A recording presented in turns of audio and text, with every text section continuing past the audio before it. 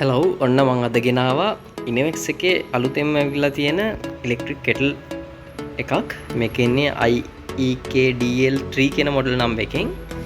මේ වගේ පෙනුමක් තමයි තියෙන්නේ. මැට් එකක් වගේ තියෙන ෂයින් එකක් නෙමෙයි මැට් එකක් වගේ. මෙතනින් ඕපන් කරගන්න පුළුවන් ලිඩ් එක. මෙහෙම දාලා තියෙනවා.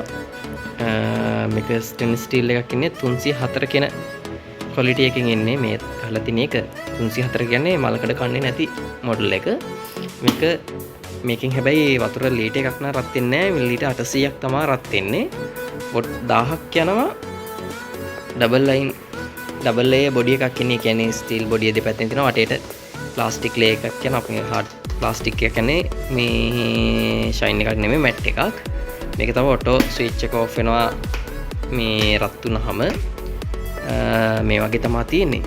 මේකට අවුරුද්දක වොරන්ටියක් හම්බ වෙනවා. අවුරුද්දෙන් පස්සේ ගෙවලා වුණත් රිපෙයාර් කරගන්න පුළුවන්. රුපියල් 5500ක් වගේ වෙන්නේ. ඒකෙන් ඩිස්කවුන්ට් එකක් අඩු වෙනවා. ඔයාලත් ඉලෙක්ට්‍රික් කෙටල් එකක් බැලුවා නම් ළඟම ඉනෙක්ස් ෂොප් එකකට ගිහිල්ලා ගන්න පුළුවන්. මගේ වීඩියෝස් හොඳයි නම් මාව සබ්ස්ක්‍රයිබ් කරන්න. ඔයාලට ජය වේවා.